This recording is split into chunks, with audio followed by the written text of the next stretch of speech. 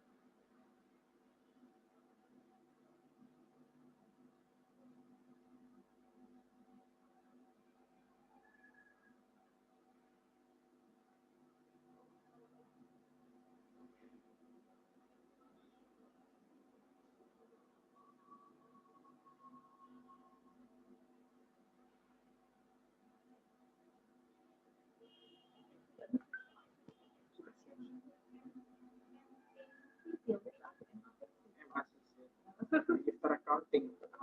Jadi UGM pakai itu. Jadi aku bilang apa ini Pak? Aku bilang. Itu orang Poltek, kemudian akuntansi, S2-nya ngambil akuntansi juga.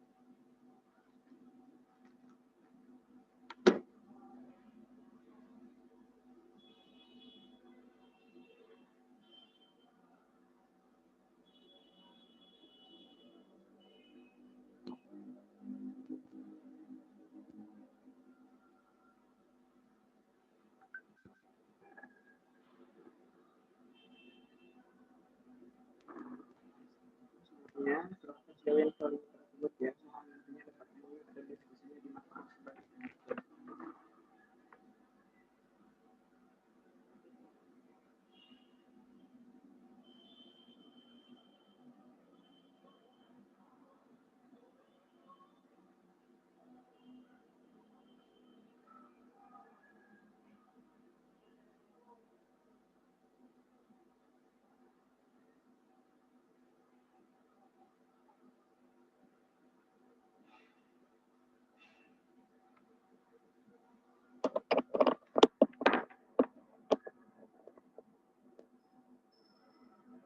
Halo, Assalamualaikum, Maya, Siska.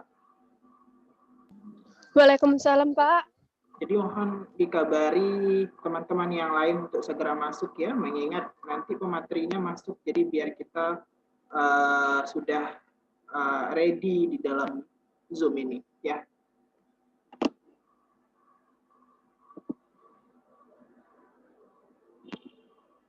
Halo, Maya, Siska. Iya, Pak. Maaf, mohon dikabari ke kawan-kawan yang lain untuk segera join ya. Ketika pemateri masuk, kita semua sudah ada di dalam link Zoom ini. Jadi biar tolong ya. Baik, Pak.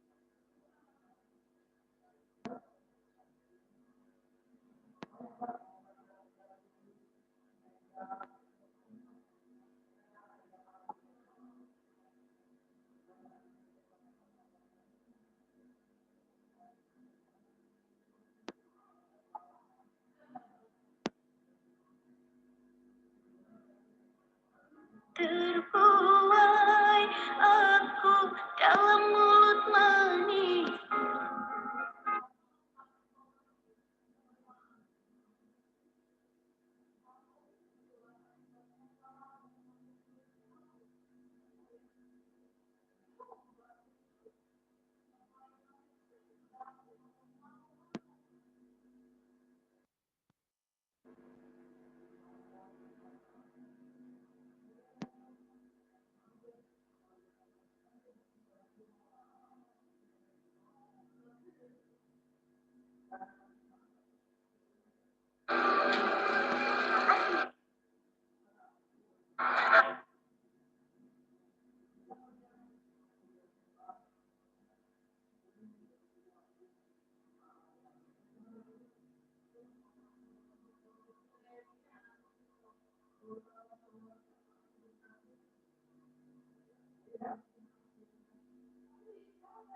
Pagi.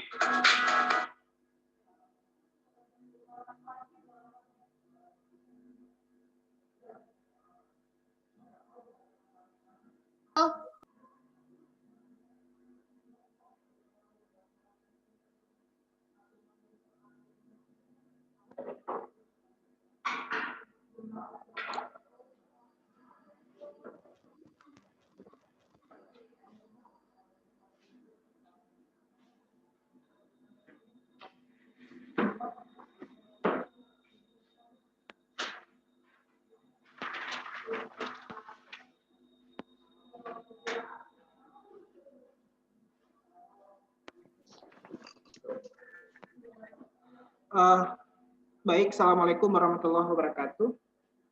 Waalaikumsalam warahmatullahi wabarakatuh. Jam 8.30, pemateri akan masuk. Harapan bagi teman-teman nanti tetap proaktif dalam diskusi, mengingat ini kesempatan bagi kita. Mungkin kalau dari saya nanti ada hal baru yang kalau dari kawan ini, nanti dari pemateri ini ada hal baru yang teman-teman dapatkan, ini menjadi masukan bagi kita, mengingat tidak semua orang memiliki kesempatan yang sama. Jadi saya harap nanti bagi teman-teman sebisa mungkin dimanfaatkan waktu belajar kita pagi ini dengan baik, karena sekali lagi saya sampaikan bahwa pemateri kita ini Teknik Negeri Batam yang memang beliau ini profesional di bidang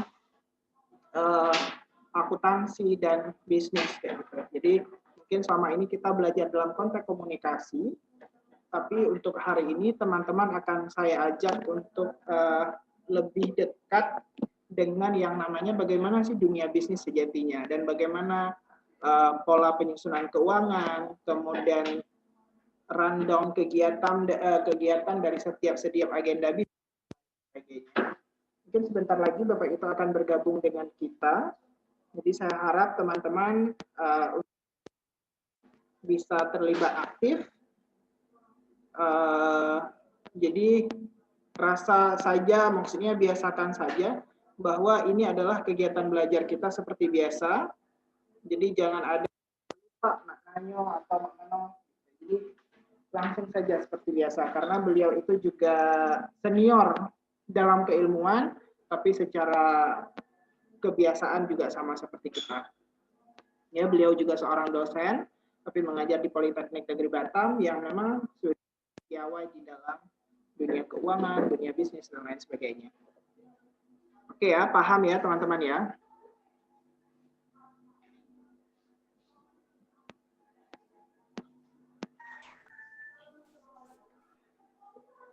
Ya, teman-teman paham ya? Paham, Pak. Baik. Suara saya dengar jelas? Ini baru bergabung 2, 4, 6 orang. Jelas, Pak. Alhamdulillah. Rahmat Muslikun mana? Belum.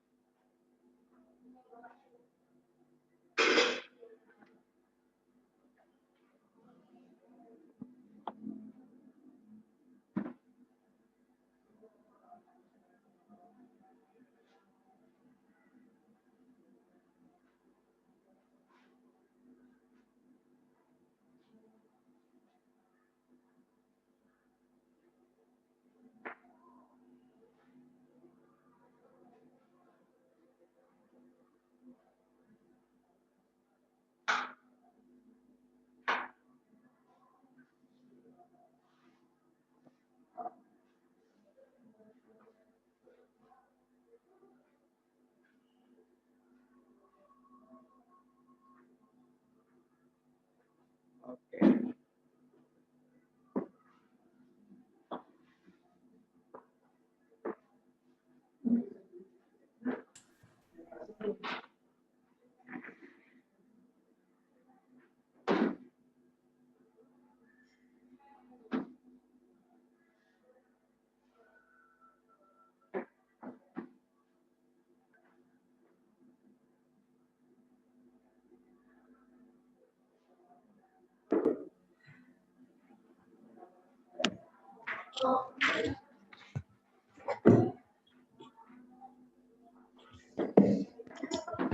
Halo.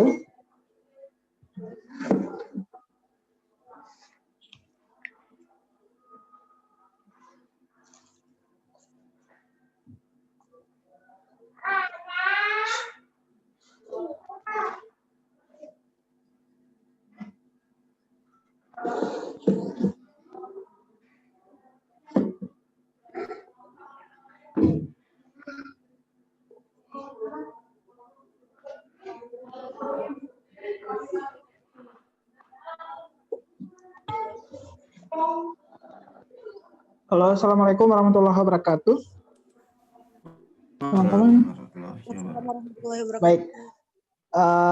Terima kasih Pak Dedi. Kita ketemu lagi dalam suasana yang berbeda ya. Kalau dulu debat kemahasiswaan, dalam status sebagai mahasiswa, hari ini sebagai jadi partner belajar ya. Kayaknya asik gitu, di belakang ada bendera merah putih. Oh, siap. Ini. Nasionalisme. Baik. Terima kasih Pak ya sebelumnya waktunya.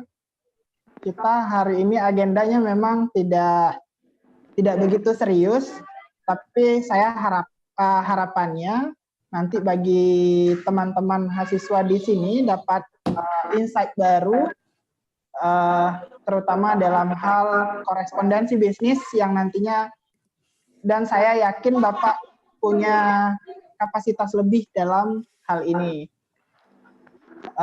Sekali lagi terima kasih atas waktunya, baik dari Bapak sendiri ataupun dari Politeknik Negeri Batam yang sudah memberikan waktu.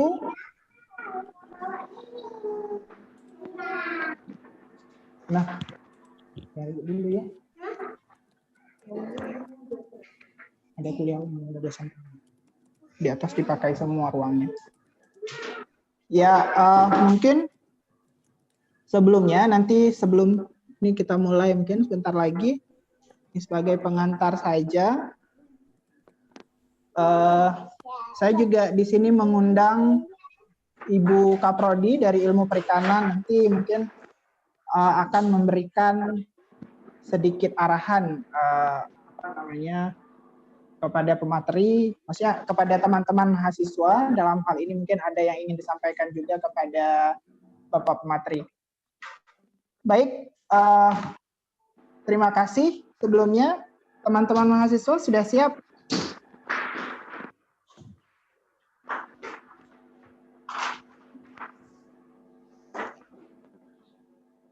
Mungkin teman-teman mahasiswanya bisa unmute dan membuka videonya agar Pak Dedi Kurniawan bisa lebih kenal ya Pak Dedi. Selamat pagi Pak Dedi. Siap, Bu. Terima kasih Bu. Nah, ini Bu Kaprodi kami Pak. Salam kenal Bu. Salam kenal juga Pak Dedi. Di sini kita berkolaborasi dengan talent-talent muda supaya bisa lebih maju. Prinsipnya sekarang nggak jalan lagi sendiri Pak, sudah prinsipnya kolaborasi.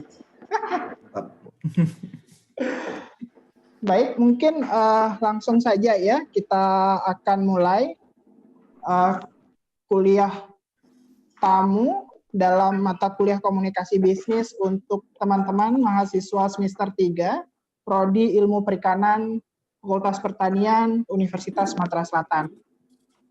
Dengan mengucapkan Bismillahirrahmanirrahim, saya sebagai pengampu mata kuliah komunikasi bisnis menyampaikan puji syukur kehadirat Allah Subhanahu wa Ta'ala. Putus-putus ya suara saya? Jelas Pak Lancar, Adli? lancar. Oke. Yang telah memberikan kita kesempatan untuk bertemu lintas keilmuan. Mulai saya dari komunikasi, kemudian ada Pak Dedi dari akuntansi, kemudian teman-teman dari ilmu perikanan, sehingga ini menjadi bekal baru bagi kita semua, ataupun pengetahuan lintas disiplin yang nantinya akan menjadi hal baru ataupun bekal pengetahuan bagi kita semua. Salawat dan salam kehadiran Nabi besar Muhammad SAW yang telah meninggalkan jejak risalahnya dan menjadi lentera bagi kita semua. Teman-teman mahasiswa, Ibu Kaprodi, serta Bapak Pemateri yang kami hormati, ini agenda ini telah lama kami rencanakan, cuman baru kemarin secara langsung saya menawarkan kepada Pak Dedi dan alhamdulillah beliau menyanggupi. Ini sebuah kehormatan bagi kami. Harapannya dalam kuliah pagi ini dengan materi korespondensi bisnis, nanti teman-teman mendapat banyak hal, kemudian bisa berdiskusi lebih interaktif, sehingga perkuliahan ini berjalan dengan baik. Tapi sebelumnya kami ingin menyampaikan, memohon kepada Ibu Kaprodi untuk menyampaikan sepatah kata untuk kuliah tamu pada kuliah komunikasi bisnis ini. Kepada Ibu Shelly Ratnasari, SPIMSI, kami persilahkan.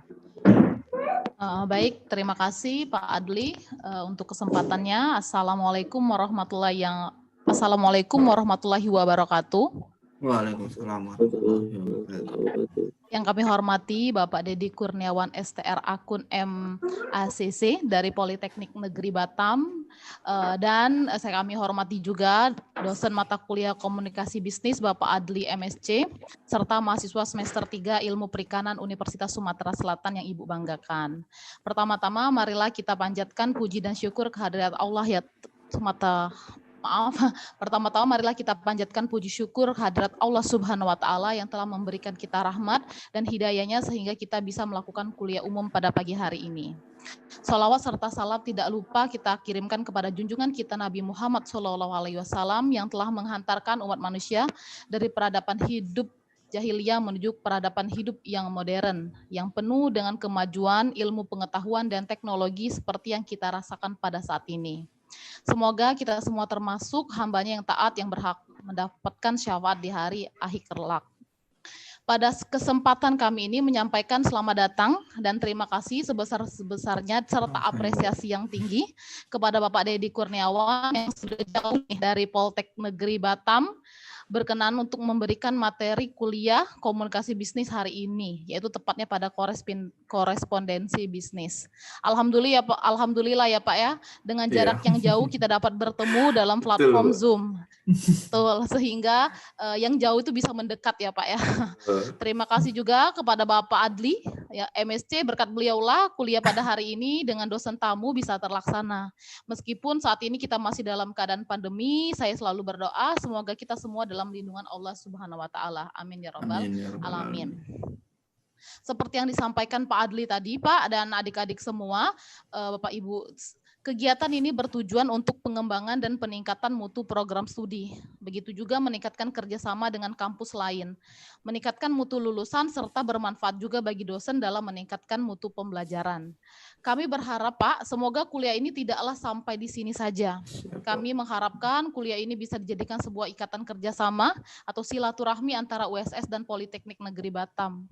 Semoga kedepannya bisa meningkatkan tridharma di perguruan tinggi Universitas Sumatera Selatan. Ini mungkin sedikit bercerita, Pak. Kalau Prodi Ilmu Perikanan Fakultas Pertanian Universitas Sumatera Selatan ini memiliki tujuan menghasilkan lulusan yang berkualitas ahli di bidang perikanan dan berorientasi pada iptek dan menghasilkan mahasiswa yang berjiwa entrepreneur. Jadi kami menyelenggarakan pendidikan, penelitian, dan pengabdian masyarakat di bidang perikanan yang berwawasan global melalui pengembangan iptek di bidang perikanan dan pengolahan sumber daya perikanan yang produktif dan berkelanjutan. Oleh karena itu, diperlukan keahlian di bidang komunikasi seperti yang disampaikan oleh Pak Adli. Salah satunya itu komunikasi bisnis. Nah, mata kuliah komunikasi bisnis ini yaitu menurut saya adalah pertukaran gagasan dan informasi yang memiliki tujuan tertentu yang disajikan secara personal atau impersonal melalui simbol dan sinyal. Sehingga komunikasi bisnis ini harus ada sehingga melibatkan informasi terus-menerus.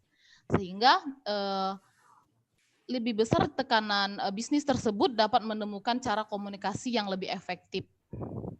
Mungkin bisa bersama para pekerja atau bagian di bisnis di luar. Nah, dengan demikian bisnis dan komunikasi itu dapat berjalan bergandengan. Seperti yang dibilang sama Pak Adli tadi juga, seperti adanya materi hari ini yaitu korespondensi bisnis. Nah, yang kita ketahui Pak Deddy Kurniawan ini menurut saya sudah expert atau ahli ya Pak ya di bidang korespondensi bisnis dan bisa bermanfaat untuk adik-adik semua.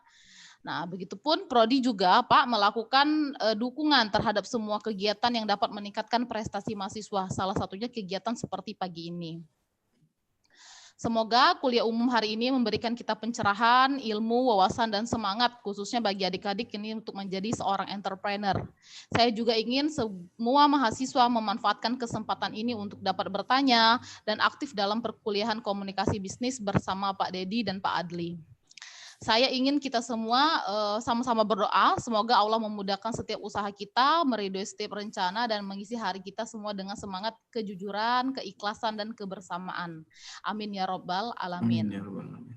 Mungkin ini yang dapat saya haturkan, Pak. Mungkin juga dalam penyampaian dan penyambutan, baik itu dari saya pribadi ataupun panitia. Untuk para mahasiswa yang saya banggakan atas kekurangan semua ini datang dari kami. Adapun kelebihan dalam acara ini semata-mata datang dari Allah Subhanahu wa Ta'ala. Mohon maaf juga Pak, dikarenakan saat ini kami melakukan proses penyusunan akreditasi. Kami juga meminta doanya untuk Bapak atau semua agar tahun ini Prodi Ilmu Perikanan mendapatkan akreditasi sesuai dengan harapan. Ya, amin. Semoga Amin. sukses. Oke Pak. Dan mohon maaf juga Pak, nanti saya menyempatkan ini bisa sampai selesai Pak. Tapi apabila tidak bisa mengikuti acara sampai selesai, mungkin dalam pembukaan ini sekaligus saya juga izin pamit nanti untuk melanjutkan aktivitas. Terima kasih Pak Deddy. Semoga mata kuliah hari ini bisa lancar. Saya akhiri. Wassalamualaikum warahmatullahi wabarakatuh. Terima kasih Pak Adli.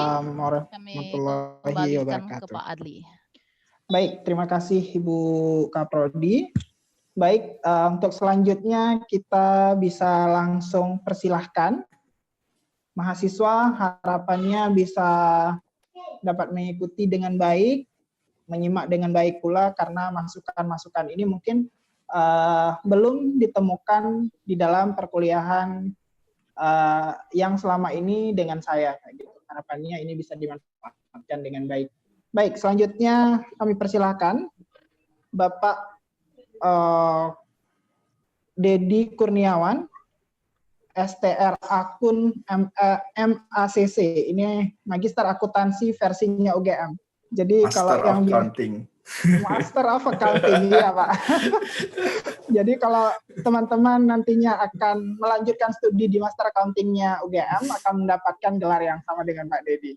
Baik, saya persilakan Pak Deddy untuk materi korespondensi bisnis pagi ini. Waktu kami persilahkan. Baik, Assalamualaikum warahmatullahi wabarakatuh. Selamat pagi. Ya, yang saya hormati Ibu Sally Ratnasari selaku Kaprodi Perikanan di Universitas Sumatera Selatan, dan Pak Adli Muhammad ya, selaku pengampu mata kuliah komunikasi bisnis. Ya, pada pagi hari ini senang sekali saya diberi kesempatan ya untuk sharing-sharing.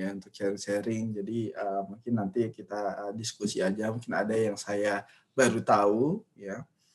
Jadi tidak menutup kemungkinan karena informasi ini kan sangat berkembang sekali. Ya, jadi kita tidak hanya memperoleh dari satu sumber. Ya, jadi kita boleh mencari dari sumber-sumber yang lain.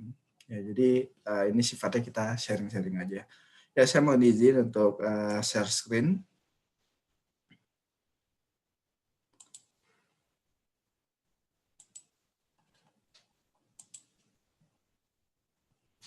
Bisa nggak, Mas? Atau saya co-host kan? Belum bisa. Bentar ya, saya jadikan co-host.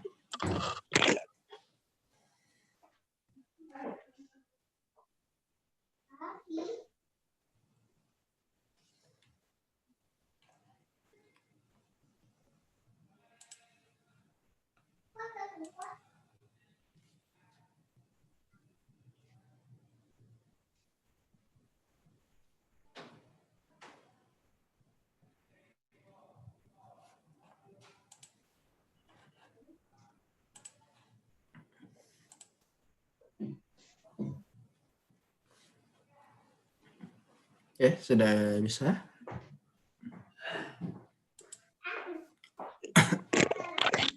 Baik, Sudah bisa, Pak Adli. yuk, mari Pak. Oke, ya pada pagi hari ini kita akan sharing-sharing mengenai korespondensi bisnis ya atau perihal mengenai surat menyurat dalam bisnis. Ya sebelum masuk ke materi kita kenalan dulu ya. Mana tahu nanti kita ketemu di jalan ya atau kayak ada agenda main-main ke Liburan ke Palembang Pak ya. Ya kebetulan mertua juga orang Palembang ya. Jadi Siap. sudah terbiasa dengan lidah kuliner Palembang di rumah. Asik. Oke, perkenalan ya, nama lengkap Deddy Kurniawan ya. Untuk pendidikan saya lulusan dari Politeknik Negeri Batam ya, kampus di mana saya mengajar hari ini. Kemudian saya melanjutkan S2 di Universitas Gadjah Mada ya, dari tahun 2017 sampai 2019. Kemudian untuk organisasi ya, jadi saya aktif ya di organisasi semasa kuliah D3, D4 maupun S2. Ya karena organisasi ini saya ketemu dengan Pak Adli ya.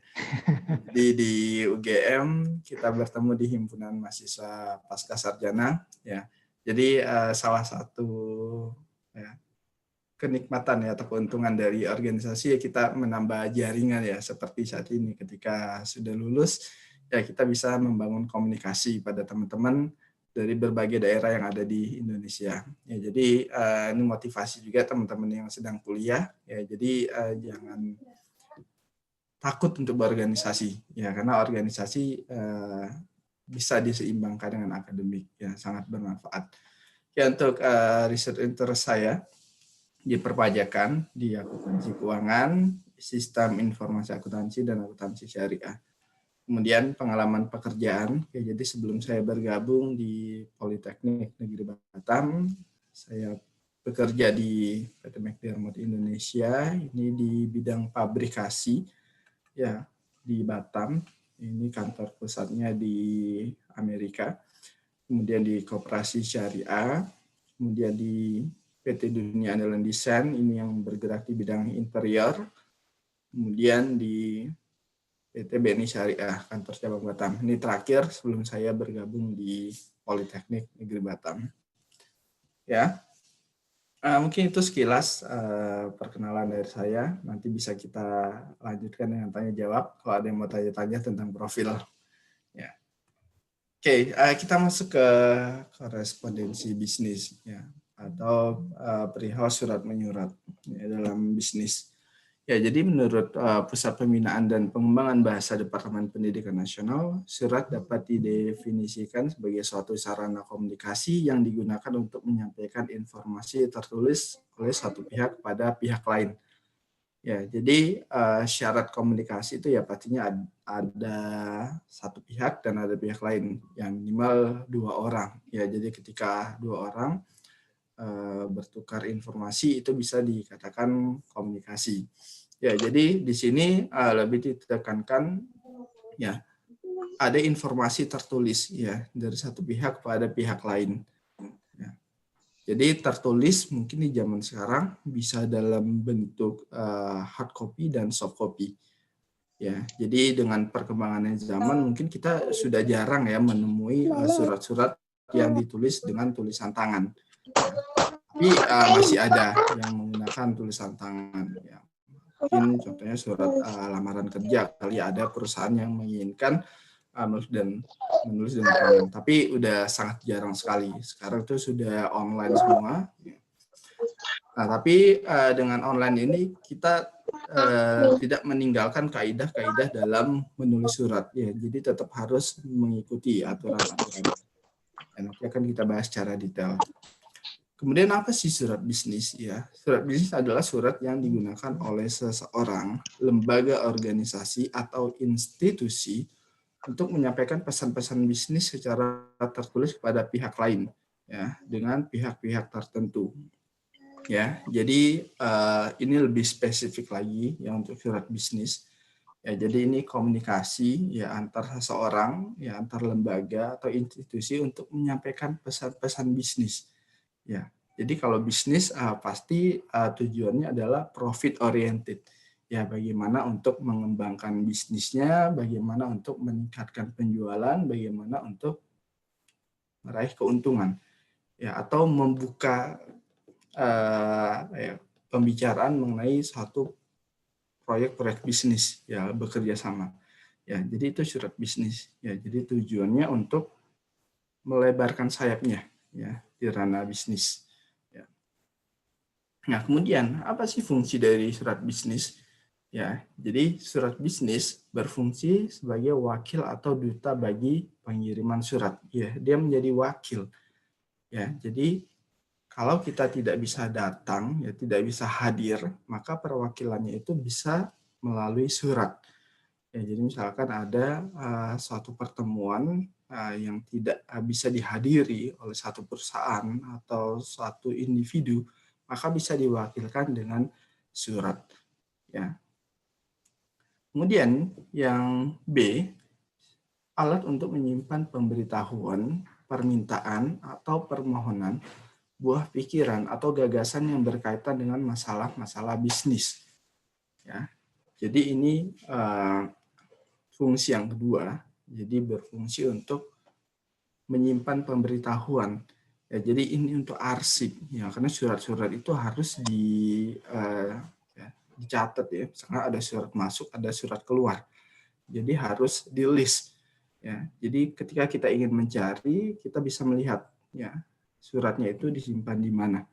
Ya, jadi kalau di perusahaan itu ada buku ya, ada buku untuk mencatat surat masuk dan surat keluar. Jadi penomorannya itu sudah diatur. Ya. Kemudian untuk permintaan atau permohonan, ya ini kalau ingin meminta penawaran. Ya, penawaran, misalkan ada supplier ya atau pemasok, kita membutuhkan penawaran. Ya, jadi untuk meminta penawaran tersebut kita ajukan surat. Kemudian buah pikiran atau gagasan yang berkaitan dengan masalah-masalah bisnis. Misalkan ini ada ide bisnis, ya. Ada ide bisnis kita mau ngajak kerjasama. Nah, maka kita tuangkan dalam bentuk surat. Ya, tuangkan dalam bentuk surat, kemudian kita kirim. Ya.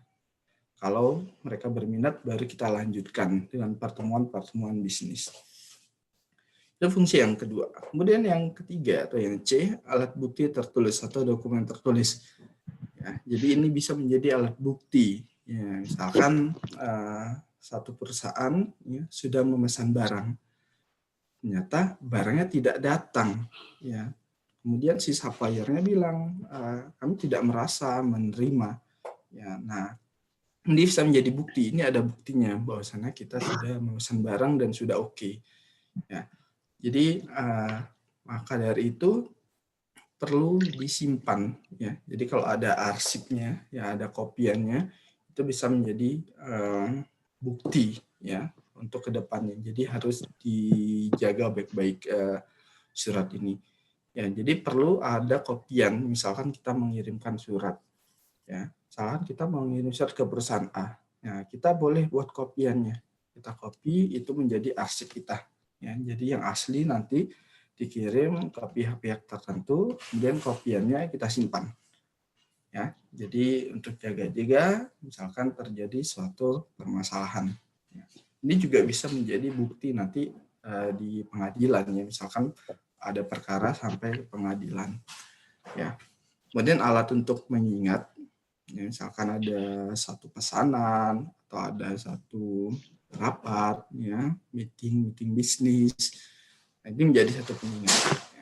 Kemudian bukti sejarah atau historis, ya ini seperti di museum-museum ya. Kalau di museum-museum mungkin teman-teman pernah melihat ya bukti surat-surat ya dari pimpinan-pimpinan Indonesia pada waktu itu ya, dari presiden ke menteri ya, atau dari presiden ke partai politik atau dari partai politik ke presiden. Ya, ini bisa menjadi bukti sejarah. Ya. Kemudian yang F jadi pedoman kerja.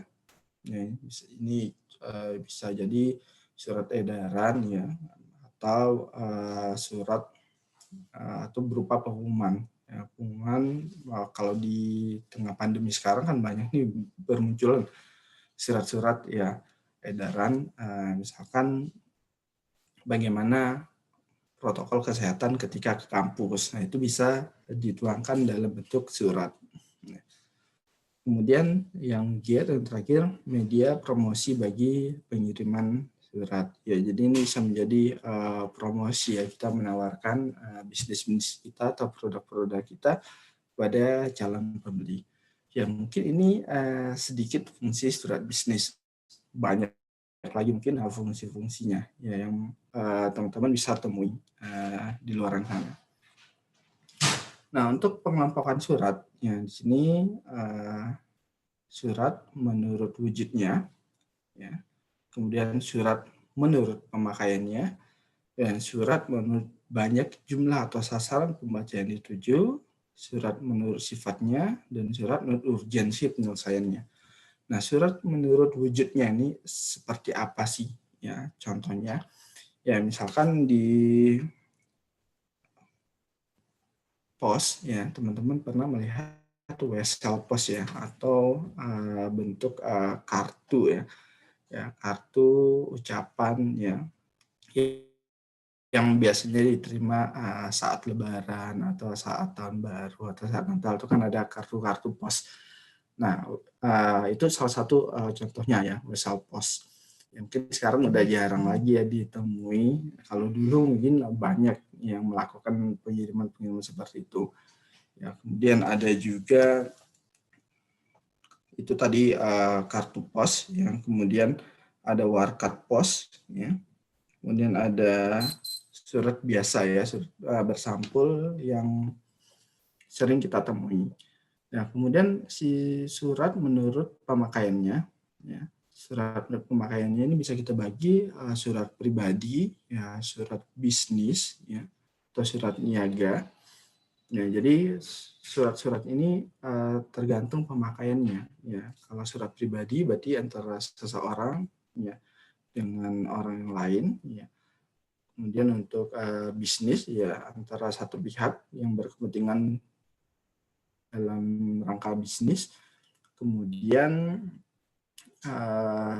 surat pemakaiannya ini contohnya untuk kegiatan sosial. Ya, jadi kita membuat surat, ya misalkan kampus melakukan kegiatan pengabdian, ya, atau organisasi sosial ya ingin melakukan kegiatan sosial di satu desa. Nah, mengeluarkan surat yang ditujukan kepada kepala desa atau RT RW. Ya, jadi itu surat menurut pemakaiannya. Kemudian surat menurut banyaknya jumlah sasaran pembaca yang dituju. Ya, contohnya ini apa? Tadi yang sudah saya sebutkan ada surat edaran, kemudian ada pengumuman. Ya, jadi jumlahnya kan kalau banyak, ya, maka buat pengumuman saja. Ya, atau hanya untuk beberapa kelompok saja bisa mengeluarkan surat edaran. Seperti itu.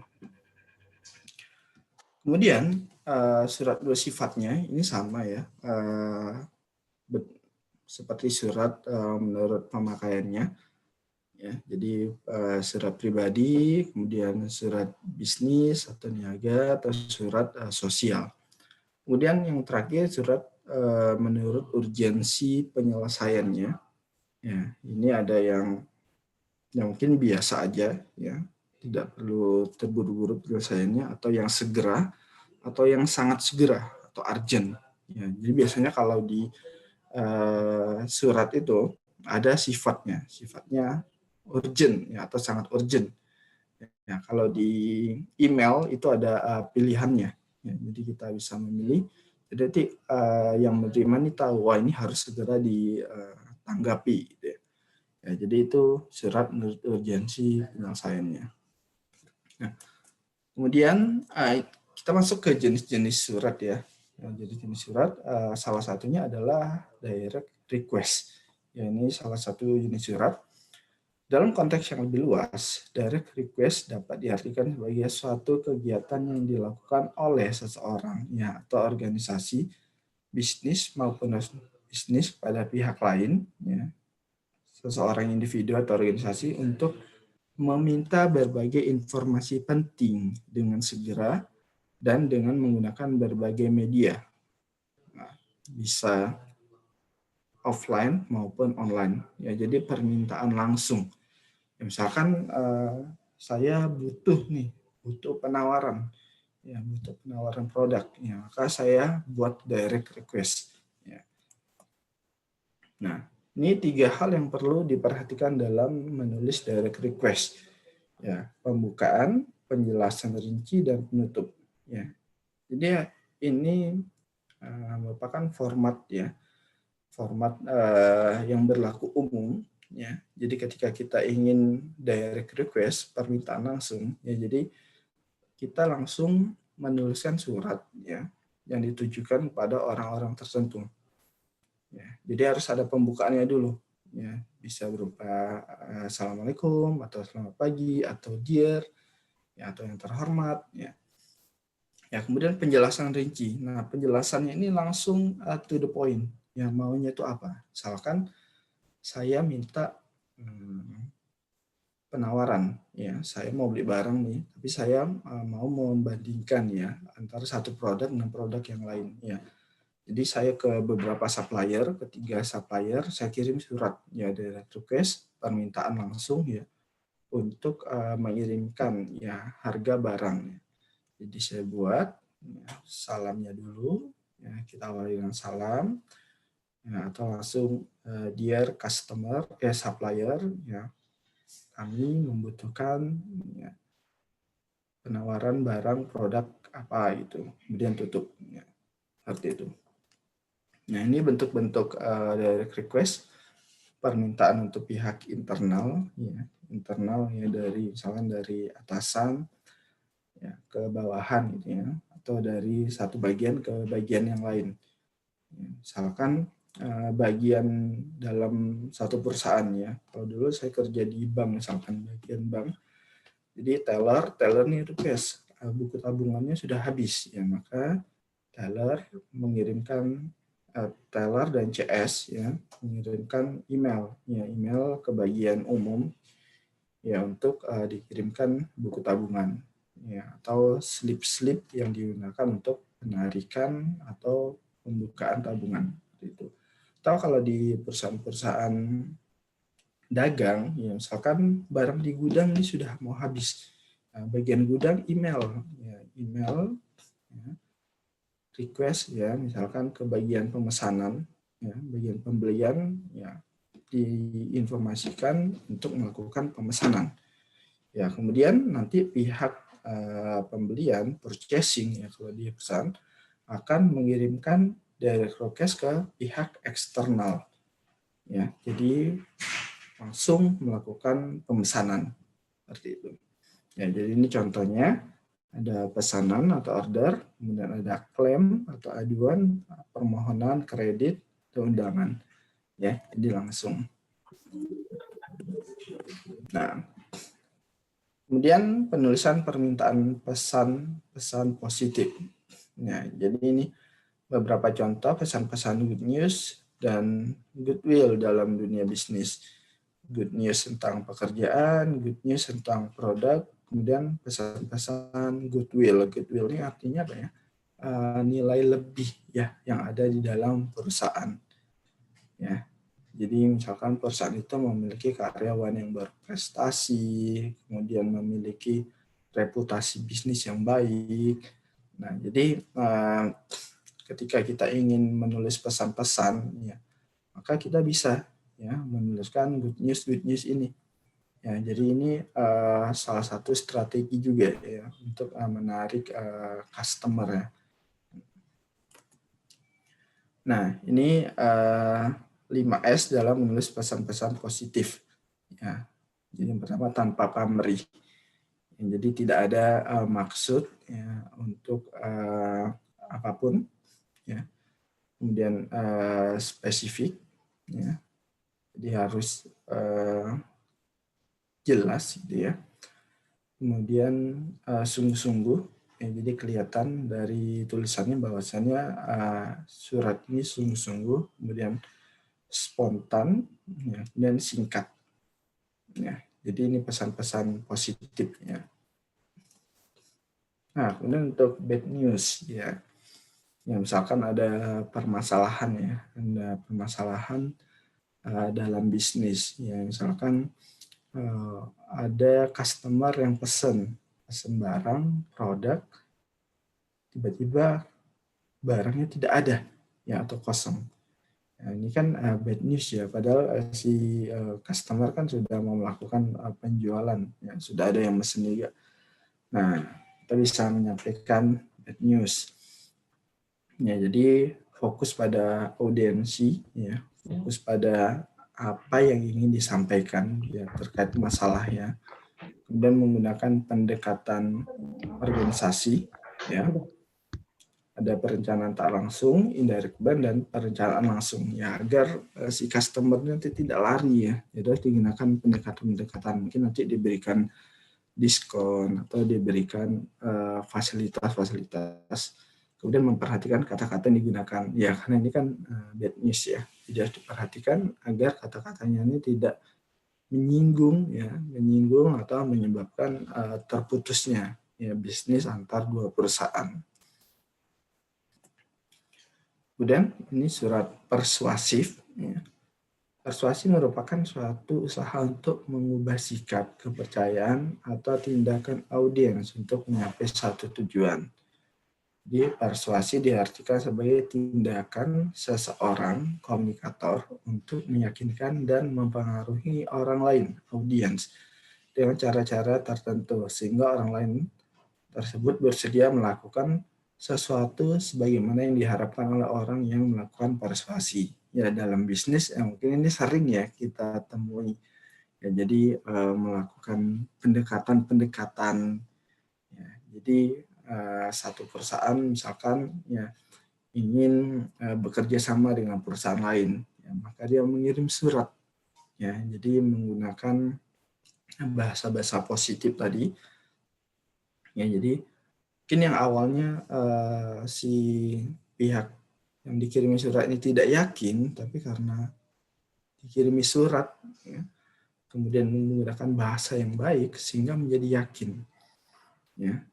Jadi awalnya tidak mau bekerja sama, setelah dikirimi surat akhirnya mau bekerja sama. Ya, jadi mengubah sikap. Gitu, ya. Mungkin ini dilakukan berkali-kali, ya. Mungkin surat pertama tidak dibalas, dikirim lagi surat kedua. Ya. Jadi seperti itu. Ya, ini urutan dalam proses perencanaan pesan persuasif. Analisis audiens, ya, jadi menganalisis dulu, ya, misalkan kita mengirim surat, ya, kerja sama bisnis dengan perusahaan tertentu, kita analisis dulu nanti yang mau kita kirim ini siapanya, ya, misalkan kita udah tahu karakter dari pimpinannya, ya, maka kita sesuaikan bahasa kita. Kemudian juga pertimbangan perbedaan budaya, ya, misalkan di Indonesia, ya, di Indonesia kan ada berbagai macam budaya. Nah, kita bisa menggunakan pendekatan budaya, ya. Jadi untuk melakukan persuasif ini. Ya, kemudian kalau di negara-negara lain, ya, misalkan lintas negara, kita lihat, ya, karakter negara tersebut. Ya, karena setiap kata itu kan memiliki makna yang berbeda-beda, ya. Ya, di masing-masing daerah saja berbeda-beda, apalagi masing-masing negara. Maka kita perlu mempelajari culture, ya, budaya yang ada di atau daerah. Ya, jadi kita tidak bisa menyamakan mengirim surat ke perusahaan A dan B, ya, pasti berbeda pendekatannya. Kemudian memilih pendekatan organisasi. Ya, jadi pendekatan organisasi, ya, dari perusahaan ke perusahaan, ya. Akan diadakan meeting bareng, ya, atau diadakan pertemuan-pertemuan seperti itu. Baru nanti dikirimi surat. Ya, jadi ada penjajakan. Jadi ada prosesnya dulu. Tidak ujuk-ujuk langsung muncul surat. Ya. Ya, ya, kemudian contoh surat berikutnya yaitu memo. Ya. Memo ini biasanya untuk internal, ya. Ya. Jadi memo itu merupakan pesan ringkas, yakni pesan yang ditulis seseorang dengan singkat, jelas, dan mudah untuk dipahami. Ya, menurut pemakaiannya, memo ada yang bersifat resmi dan bersifat pribadi, ya, atau tidak resmi. Ya, memo bersifat resmi dipakai sebagai surat pernyataan dalam hubungan resmi dari seorang pimpinan kepada bawahannya. Memo bersifat pribadi dipakai sebagai nota atau surat pernyataan tidak resmi antar teman saudara atau orang lain yang memiliki hubungan akrab. Ya, jadi kita fokus ke yang memo, ya, yang resmi ya. Untuk yang resmi ini untuk internal perusahaan. Nah, jadi misalkan pimpinan berhalangan hadir nih di rapat, jadi mengirimkan memo pada bawahannya untuk mewakili, ya.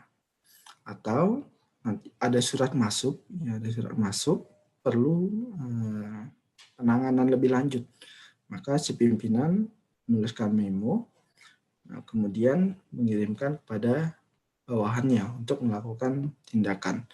Ya, jadi memo ini lebih simpel ya dari surat-surat yang biasanya. Ya, jadi dia langsung ke siapa yang dituju, kemudian apa pesannya. Ya. Itu memo. Nah, ini bentuk memo. Jadi ada kata memo ya di atasnya, di formatnya itu memo, kemudian penerimanya siapa, pengirimnya siapa, tanggal pengiriman, kemudian paraf dan nama terang. Ini harus jelas, kemudian isinya langsung. Ya, misalkan saya mengirim memo ya, memo ke bawahan. Saya tulis penerimanya siapa, misalkan si Ani ya, pengirimannya jadi tanggalnya hari ini, paraf, kemudian nama terang, kemudian isi ya. Tolong siapkan ya, ruangan untuk rapat ya siang ini. Nah, saya kirimkan gitu. Atau tolong wakilkan saya dalam rapat bersama jajaran direksi ya, kirim. Ya, jadi singkat. Kemudian kaki memo tertanda bisa berupa tanda tangan, paraf, dan cap jempol dan macamnya, kemudian nama pembuat memo. Ya, jadi ini memo, be simple. Jadi ini untuk internal perusahaan saja. Kemudian email, nah ini yang sudah sering ya kita dengar, mungkin kita gunakan juga. Dan mungkin sebagian besar sekarang sudah beralih ke email ya, walaupun masih ada surat-surat dalam bentuk hard copy.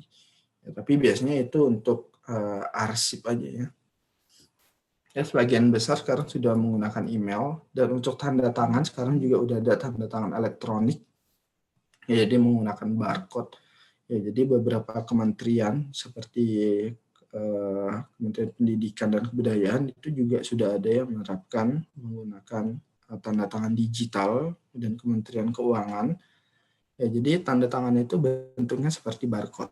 Ya, mungkin ada teman-teman yang pernah melihatnya. Ya, jadi email ya adalah surat dalam bentuk elektronik. Ya, email merupakan salah satu fasilitas atau aplikasi internet yang paling banyak digunakan dalam hal surat menyurat. Ya, jadi walaupun bentuknya email, tapi tetap ya harus mengedepankan etika-etika dalam pengiriman suratnya. Jadi jangan lupa. Ya, ini manfaatnya ya, media komunikasi, media pengiriman, efektif, efisien, dan murah ya. Karena cepat ya, dan murah ya. Tidak perlu ngeprint, tidak perlu diantar-antar. Ya. Media promosi, kemudian membuat blog atau website, ya, sosial media ya. Hampir sebagian besar sosial media itu membutuhkan email ya. Yang pasti semuanya udah punya email ya. Nah, ini contoh ya, bagian dari email. Nah, ini email dari Outlook-nya Microsoft ya. Jadi bentuknya seperti ini ya. Mungkin sudah familiar semuanya. Di sini ada to. Ya, ini alamat tujuan, siapa yang mau kita tuju. Kemudian di sini ada CC atau carbon copy. Ya, carbon copy ini tujuannya untuk apa? Jadi kita mengirim email ya ke orang tersebut, tapi kita tidak perlu reply-nya aja. Ya. Jadi biar orang tersebut ya tahu aja. Ya, misalkan Pak Adli nih, Pak Adli ngirim surat ke saya, kemudian di CC ke Kaprodi ya. Nah, jadi ini pemberitahuan ke Kaprodi, oh akan ada kegiatan kuliah umum seperti itu. Ya. Oh suratnya sudah dikirimkan, nah sudah tahu. Kemudian ada BCC ya, BCC Blind Carbon Copy. Nah untuk BCC ini ya, fungsinya apa? Jadi kita mengirimkan ke orang tersebut, ya, tapi tidak sepengetahuan yang kita kirimkan yang to dan CC. Ya, jadi C ini tidak tahu. Kalau to dan CC ini kan dapat kita lihat ya, tapi kalau BCC ini nggak dapat kita lihat ya si penerima. Jadi saya masih bisa melihat CC ya. Misalkan Pak Adli ngirim email ke saya masih bisa melihat CC-nya ke siapa. Tapi BCC-nya ini juga nggak kelihatan. Begitu juga BCC ini tidak bisa melihat siapa yang dikirimkan, to-nya siapa, CC-nya siapa. Ya biasanya untuk BCC ini untuk arsip ya. Untuk arsip ya, misalkan ada bagian-bagian untuk pengarsipan, maka di BCC-kan. Ya, seperti tadi yang sudah saya sampaikan, surat ini penting untuk diarsipkan. Ya, seperti itu. Nah, oke. Terima kasih. Ya mungkin itu materi pembuka saya ya untuk diskusi kita pada hari ini. Silakan pada teman-teman mahasiswa yang ingin bertanya, kita sharing-sharing aja. Mungkin ada informasi yang saya belum tahu yang bisa disampaikan. Tak ada yang masih kurang jelas, boleh ditanyakan. Ya, saya kembalikan ke Pak Adli. Baik. Terima kasih atas waktunya Pak Didi. Mungkin ini sedikit gambaran ataupun banyak hal yang sudah dijelaskan oleh Pak Didi terkait korespondensi bisnis. Di antaranya bagaimana surat menyurat di dalam dunia bisnis, kemudian skema-skema apa saja yang memang harus ditempuh di dalam proses komunikasi secara tulisan dalam hal ini, dalam dunia bisnis itu sendiri. Baik, selanjutnya kita masuki sesi tanya jawab untuk teman-teman. Oh ya, perlu kami sampaikan juga Pak Dedi di sini bergabung teman-teman dari Prodi Ilmu Komunikasi yang mengambil mata kuliah komunikasi bisnis. Jadi mungkin jadi bertambah, ya, lebih ramai gitu. Nah, mungkin itu pertanyaan. Ulasan singkat dari Pak Dedi. Mungkin selanjutnya kita masuk untuk sesi diskusi. Kalau ada yang mau ditanyakan dari teman-teman atau ada yang perlu didiskusikan, silakan.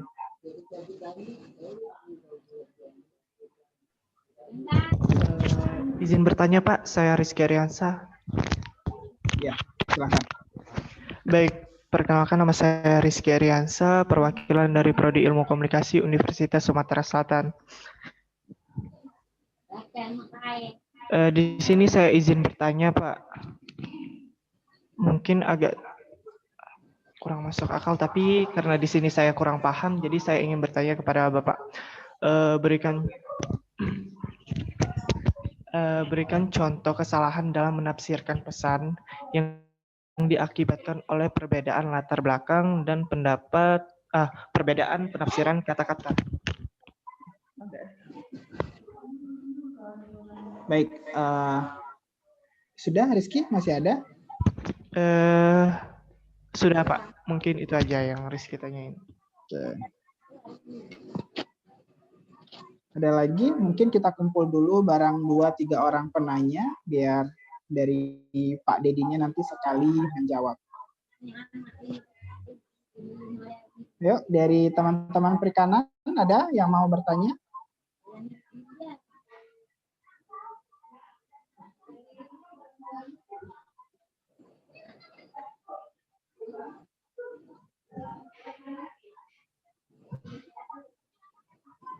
Silakan.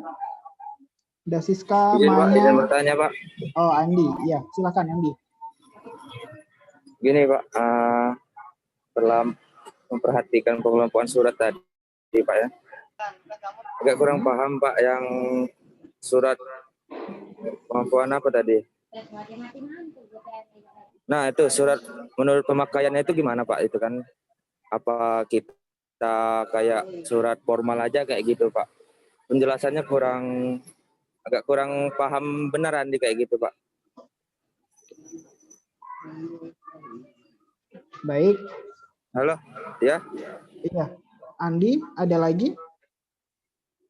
Udah Pak, itu aja Pak yang surat menurut pemakaiannya gimana kayak gitu Pak. Oke, baik. Ada 2 lagi? Ada lagi? Silakan.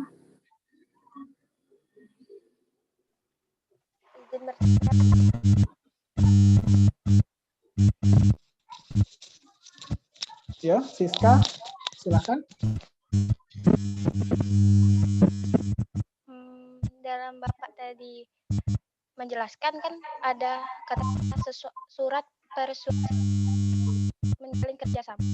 Yang menjalin kerjasama ke perusahaan itu kan tidak bisa lebih dari 1 kali biasanya. Nah, dalam lebih 1 kali itu berarti maksud saya Siska tanggap tuh berarti dalam surat pertama kita ada melakukan kesalahan atau meyakinkan perusahaan. Nah, itu bagaimana? Apa kita membuat kata-kata baru atau penyampaian baru untuk meyakinkan suatu perusahaan itu? Bagaimana, Pak?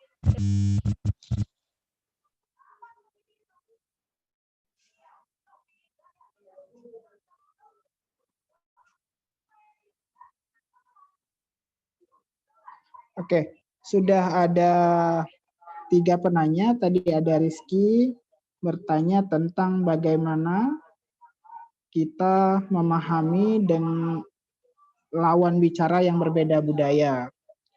Kemudian yang kedua ada bagaimana surat menurut pemakaian. Itu masih kurang paham, tadi yang nanyanya dari Andi. Kemudian yang terakhir itu dari Siska, dia nanya bagaimana kita meyakinkan perusahaan dengan mengirim surat yang berulang, apakah sifat redaksinya sama ataupun kita akan merubah redaksi jika memang terdapat kesalahan dalam pesan-pesan bisnis itu. Mungkin itu dulu pertanyaannya. Pada Pak Dedi kami persilahkan. Ya, baik. Terima kasih Pak Adli.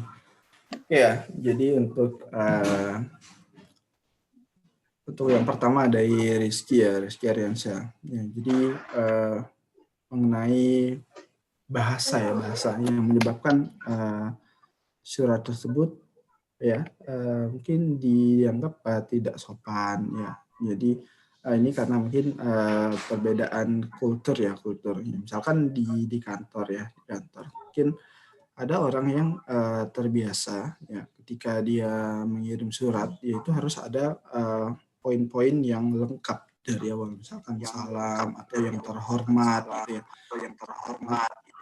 Nah, kemudian ada pembukaan dia tidak langsung to the point. Jadi dia menyampaikan maksudnya.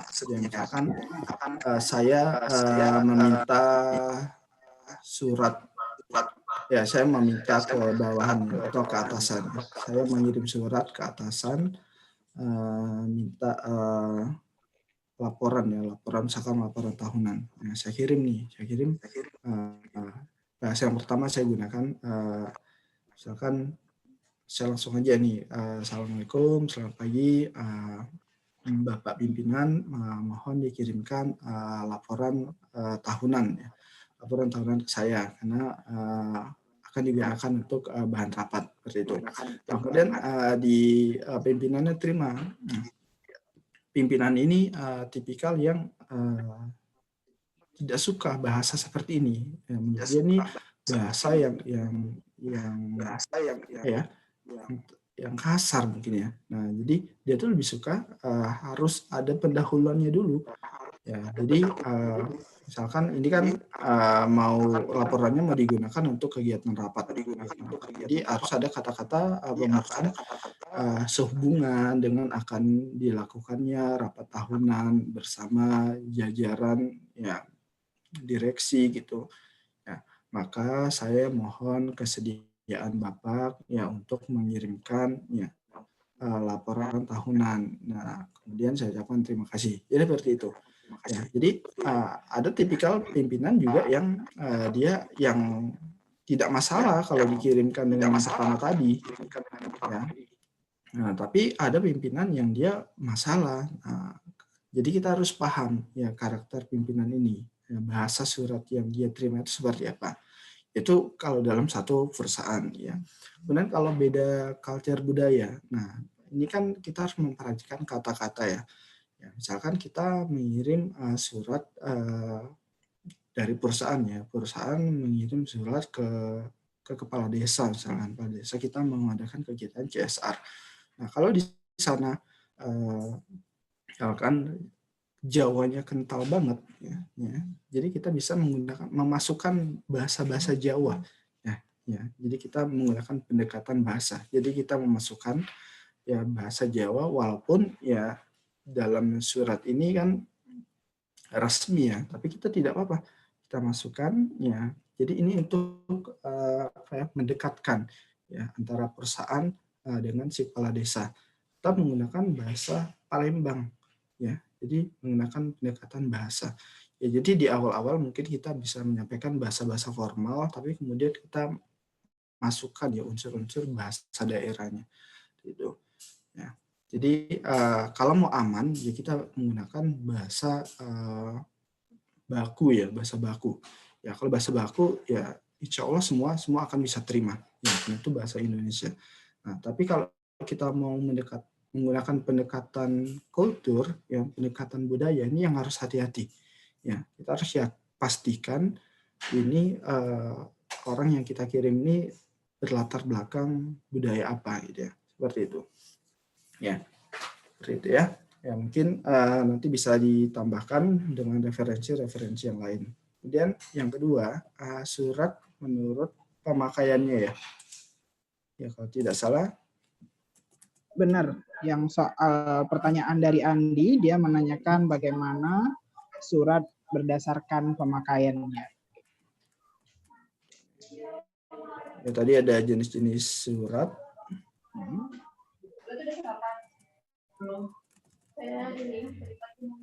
Ya ada wujudnya, pemakainya, kemudian banyaknya jumlah atas sasaran yang dituju, kemudian urgensi penyelesaiannya.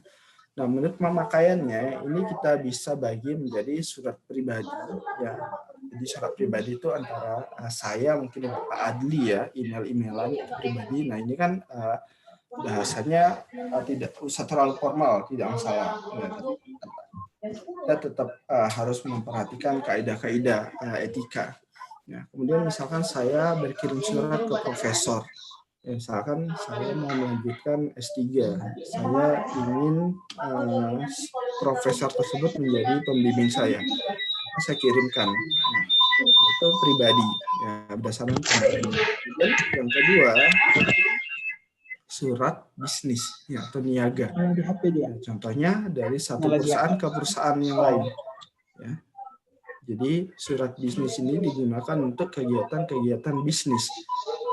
Untuk penawaran produk, untuk permintaan penawaran, ya, atau untuk pemesanan, ya, atau untuk pembatalan. Ya, jadi pemakaiannya untuk bisnis. Kemudian yang ketiga, ya, untuk sosial.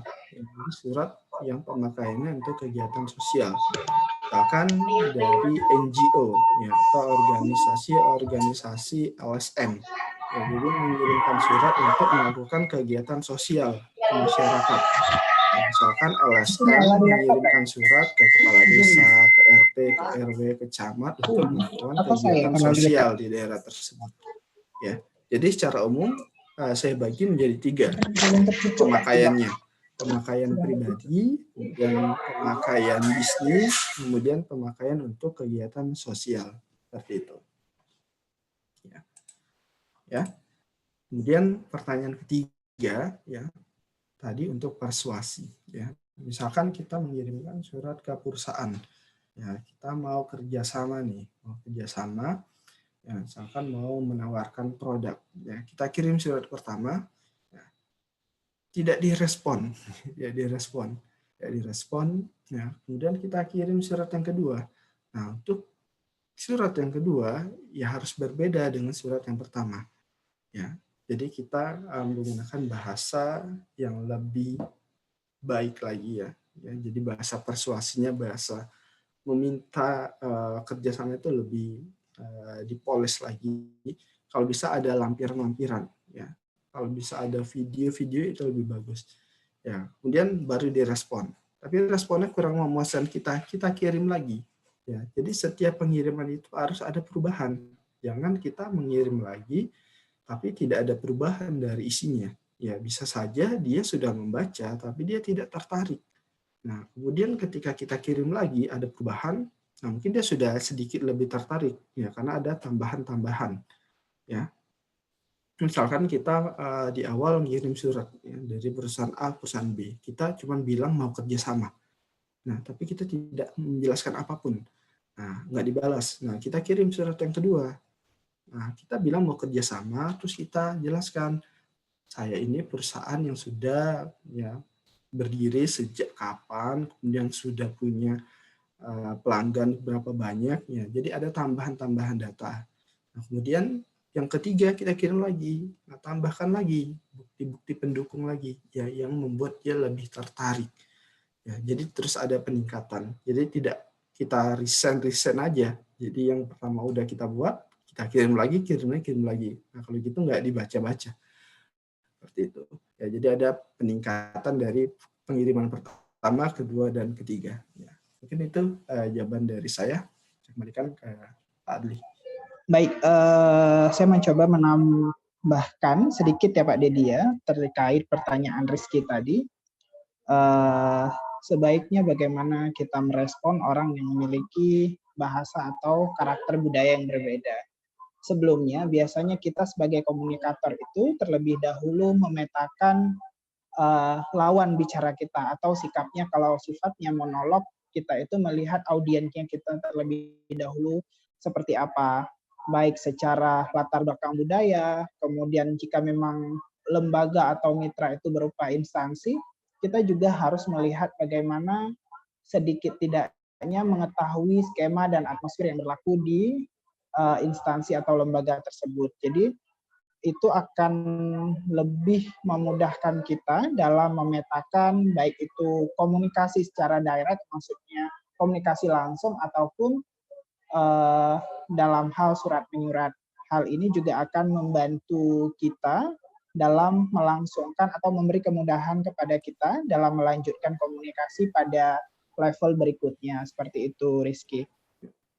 Mungkin itu yang perlu saya tambahkan. Untuk selanjutnya, kita lanjutkan lagi diskusinya, Pak Dedi ya. Ya, silakan. Ya, silakan. Kalau ada lagi yang mau ditanyakan.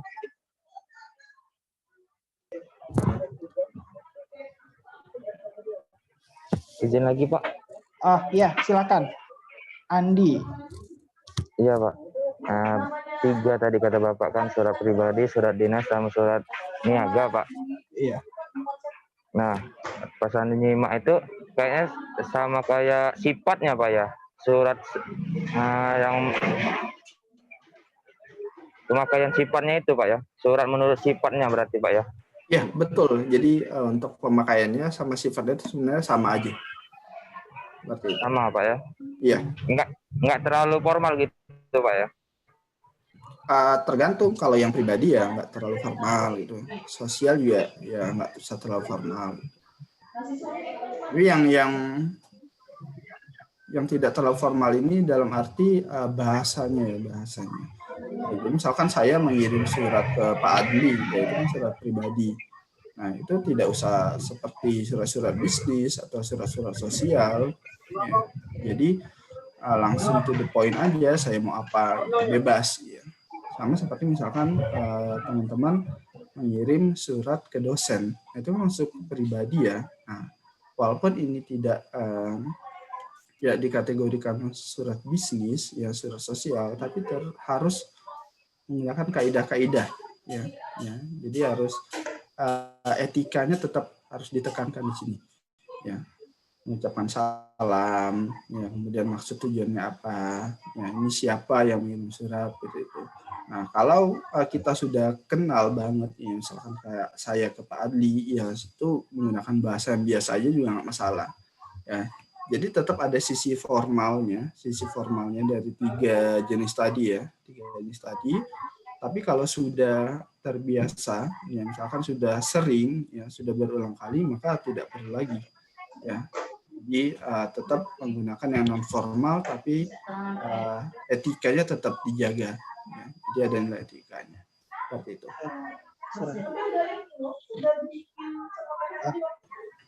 Ya, itu mungkin beberapa pertanyaan yang sudah mungkin dari teman-teman yang lain masih silakan yang mau ditanyakan. Seperti yang disampaikan Pak Dedi tadi menarik ya, saya rasa dari teman-teman ini bisa jadi insight ya Pak bagi teman-teman yang akan menghadap dosen gitu. Jadi ya, betul. Terbiasa sekali kadang kita langsung nggak ada salam, langsung Pak saya mau bla bla bla bla bla bla. Ini kalau dalam konteks interaksi formal itu sangat menyalahi ya. Bahkan kalau kita bimbingan nggak dibaca ya Pak ya. Ya, jadi walaupun bahasanya nggak usah terlalu formal banget ya ke dosen, tapi tetap harus ya jelas ya, misalkan salam, terus ini siapa, saya Andi, mahasiswa mengirimkan tugas, terima kasih gitu. Itu walaupun tidak seformal sampai yang terhormat, terus kita ada pembukaan, penutupan, tidak seperti itu. Ya, jadi kalau ke dosen tetap harus ada etikanya. Ya, jadi itu jelas ya Pak Dekan seperti itu. Jadi penting ini untuk mahasiswa sekarang ya Pak, untuk mengirim email ke dosen ya. Iya. Jadi ini latihan juga ya, latihan sebelum nanti ngirim surat ke perusahaan ya. Jadi latihan mengirim surat ke dosen ya, mengirim email ke dosen. Teman-teman mulai belajar bagaimana. Yang paling penting mengucapkan salam dulu, kemudian ya kalau mau ditambahkan mohon maaf ya, boleh permintaan maaf, misalkan mohon maaf mengganggu waktu Bapak ya. Kemudian jelaskan identitas ya, saya siapa, dari semester berapa, kemudian NIM-nya berapa. Nah, bermaksud mengirimkan tugas ya, mata kuliah apa ya, tugasnya apa gitu. Jelas. Nah, kemudian penutup terima kasih. Seperti itu. Ya, mungkin bahasnya tidak usah terlalu formal ya, tapi masih bisa diterima. Ya, masih sopan. Seperti itu. Oh iya.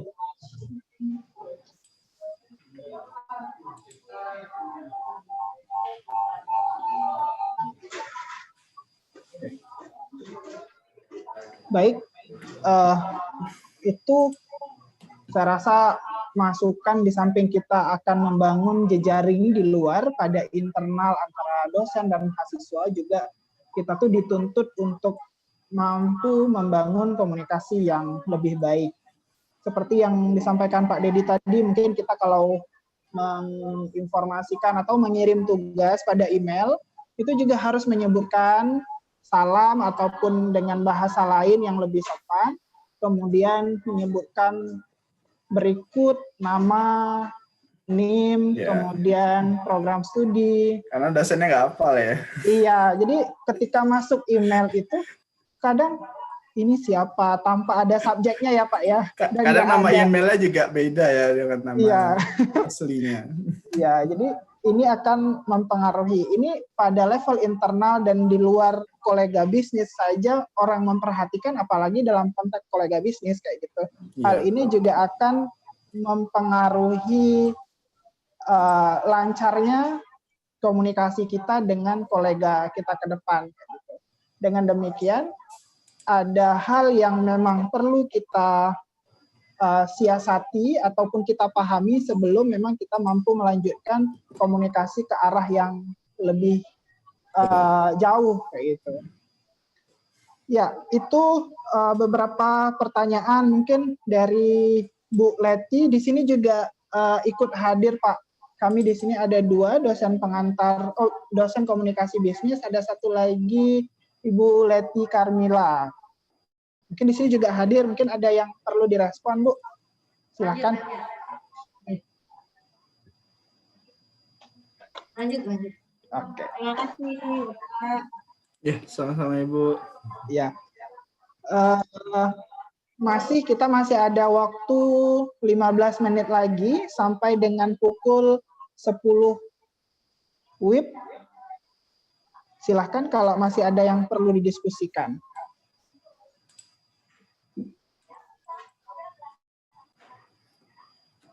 Ya, untuk surat ini bisa dilatih juga dengan organisasi ya Pak. Ya, jadi kalau di organisasi kan kita biasa ngirim surat ke sponsorship ya. Saya mau mengadakan kegiatan, kita meminta sponsorship ya untuk membantu. Di sini kita bisa menggunakan pendekatan persuasif ya. Jadi bagaimana kita menawarkan kegiatan kita semenarik mungkin ya agar mereka tertarik ya menjadi sponsor. Ya, jadi penting ya di organisasi. Jadi kita belajar prakteknya di sini. Ya. Mungkin kalau di kelas kita belajar teorinya, kemudian di organisasi kita langsung praktek. Ya, atau teman-teman mau melakukan kegiatan pengabdian ke desa atau ke daerah-daerah manapun, nah, kemudian mau buat surat, nah, perlu diperhatikan kaidah-kaidah dalam penulisan surat. Ya, jadi seperti itu. Jadi yang terpenting adalah dalam surat itu harus jelas ya, harus jelas ya, dan menggunakan bahasa yang baik ya. Bahasa baik ya bisa bahasa yang formal atau non formal, tergantung kita mau ngirim ke siapa gitu. Ya, itu saya rasa kesempatan di dunia akademik itu terbatas sekali ya Pak ya. Kita mungkin hanya kalau dalam sehari punya jam belajar 3 SKS sampai dengan 120 menit. Selebihnya adalah jam belajar mandiri kayak gitu ya, baik betul. Itu yang bersifat keorganisasian, kemudian mencoba membangun relasi baik sifatnya kecil-kecilan atau lebih besar, kemudian kalau memang terlibat dalam organisasi sosial ataupun belajar dalam konteks sosiopreneur kayak gitu, itu juga berlaku konsep-konsep korespondensi bisnis ini, di mana kita tuh belajar dengan orang-orang yang di sana itu meski tidak secara langsung disebut bisnis, tapi bersifat ada hal yang memberi keuntungan dari kedua belah pihak gitu. Ya, mungkin ada teman-teman yang sudah membuka bisnis ya, dan ingin mencari investor, nah itu sudah bisa dipraktekkan. Ya, bagaimana menawarkan produk ya ke investor, misalkan ada perusahaan-perusahaan yang kita rasa bisa menjadi investor kita atau orang pribadi, misalkan ada pengusaha kayaknya nih cocok nih jadi investor saya. Nah, email ya, mungkin dari email ini nanti bisa berlanjut ke diskusi secara langsung. Jadi pembukaannya mungkin dari email. Nah, kalau email kan banyak bisa kita akses ya daripada WhatsApp ya. WhatsApp kan lebih ke private lagi ya, private. Jadi kalau email mungkin lebih mudah kita akses ya, lebih mudah kita dapatkan. Nah, dari email mungkin nanti lanjut ke WhatsApp baru ke pertemuan. Ya, jadi pembukaannya bisa dari email. Oleh karena itu ya kita harus menyiapkan bahasa-bahasa yang baik. Ya, jadi pengalaman saya dulu kalau ngirim email ya itu berulang kali dihapus-hapus ya, baca, hapus, ya tulis lagi, hapus lagi. Jadi bagaimana kita mengirim dengan bahasa yang baik, mudah dimengerti. Ya, seperti itu. Ya, jadi semua butuh proses ya.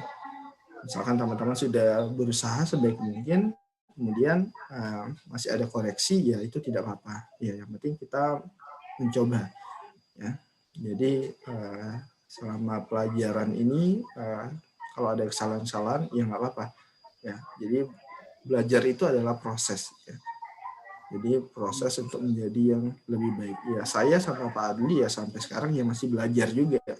Jadi masih belajar kan Pak? Iya, benar-benar.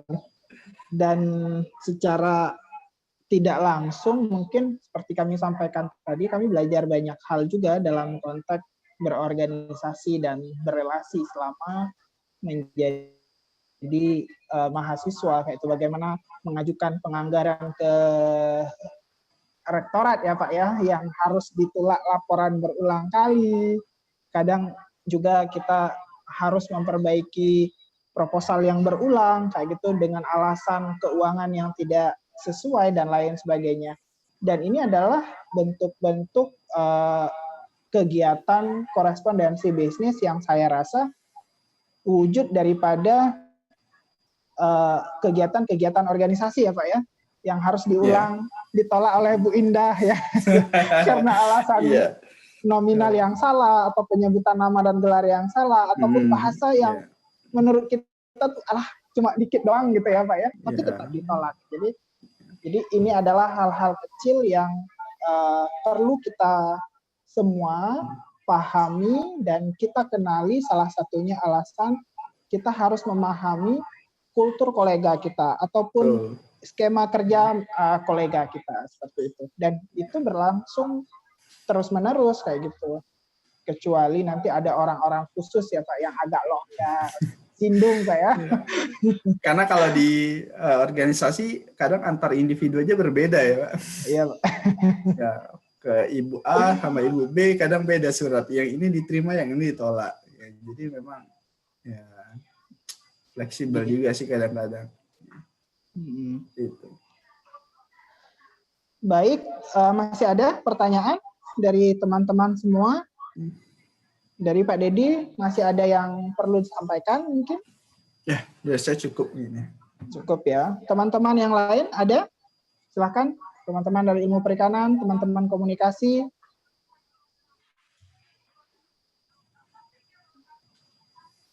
Ada Siska, Maya, atau dari Bu Seli sendiri, ada yang mau ditanyakan?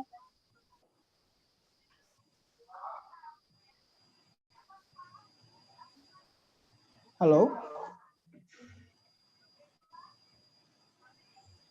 Baik, tidak terasa ya, waktu kita kurang lebih sudah 1 jam berjalan diskusinya.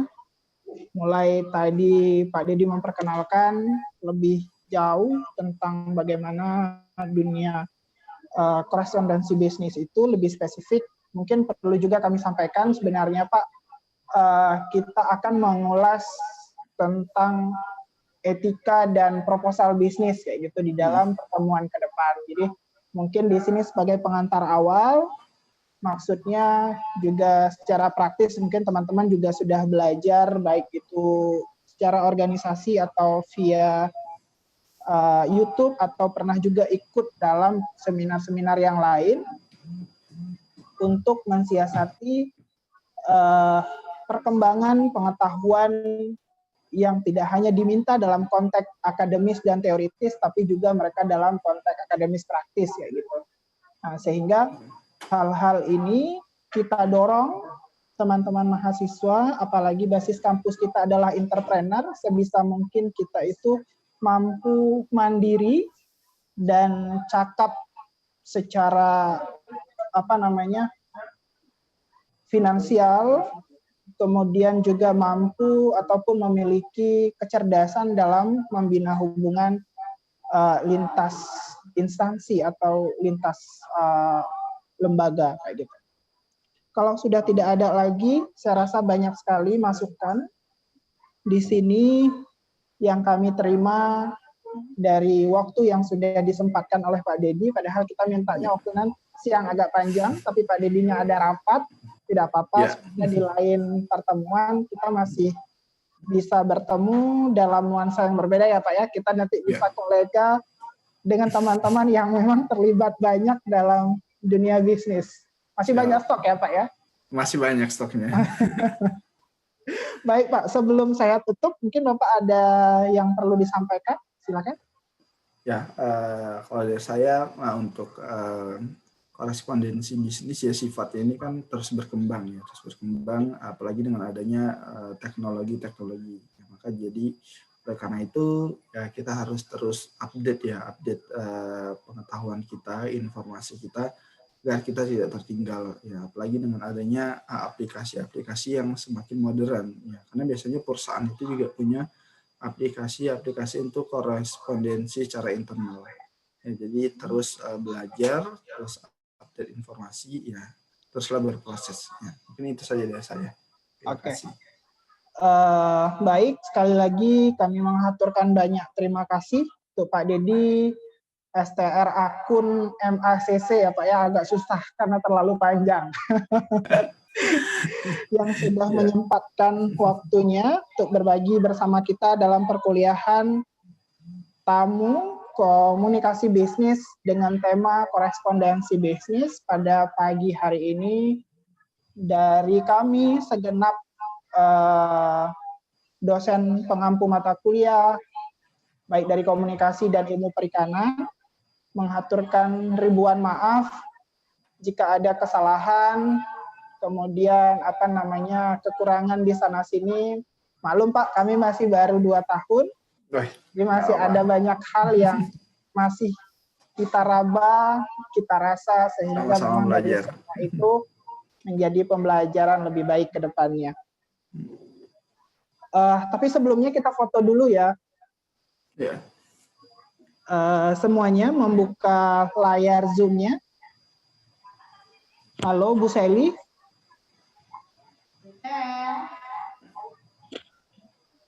Bentar ya, saya inikan dulu dari Kaprodi Komunikasi Ilmu Perikanan. Bu Seli.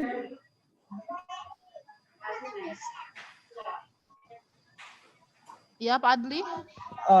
Kita foto dulu ya Bu ya, minta semua teman-teman untuk membuka layar Zoom-nya. Sekalian saya minta Ibu yang akan mengambil fotonya Bu ya. Oke, siap. Semuanya membuka layar Zoom-nya untuk sesi foto bersama. Oke, Maya, Egi, Ike,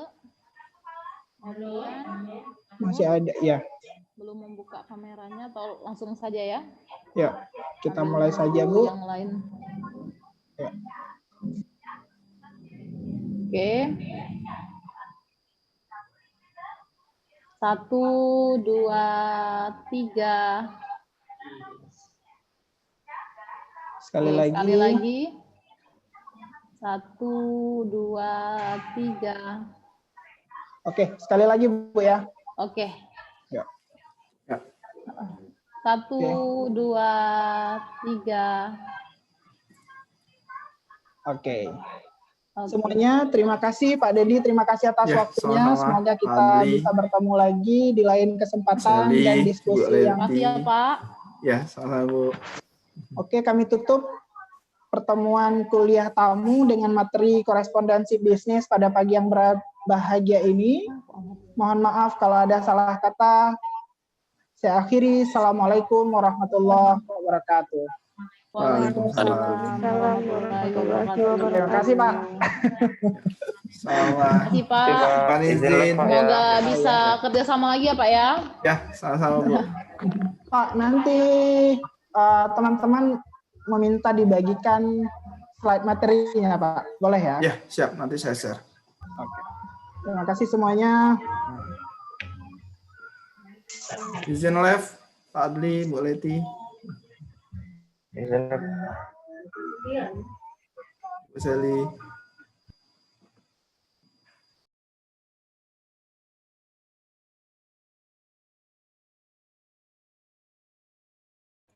Sudah ya? Assalamualaikum.